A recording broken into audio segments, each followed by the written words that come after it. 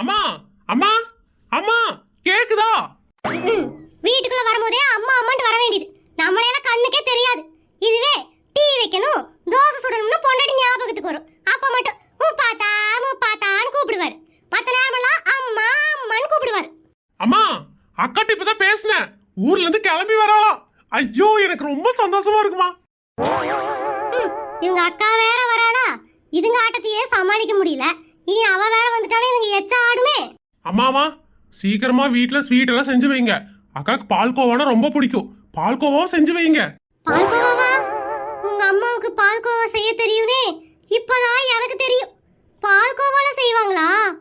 என்னைக்காவது ஒரு நாள் வீட்டுல செஞ்சிருக்காங்களா? அப்படியே ஃபாரின் பேபி மாதிரி அந்த சோபா மேல படுத்துட்டே இருப்பாங்க. அம்மா முப்பாத்தாட்ட சொல்லி வீட்டெல்லாம் பழுங்கி மாதிரி தொடச்சு வைக்க சொல்லுங்க. தூசி ஈசியமா இருக்குது பாருங்க. என்னது? வீட்டை சுத்தம் பண்றதுக்கு மட்டும்தான் நாளை கண்ணுக்கே தெரியுவேன். இங்க வாடா, ஒன்ற ஒண்டாட்டிட்ட சொல்லி வை. வாயை கொஞ்சம் அடக்கி வைக்க சொல்லு.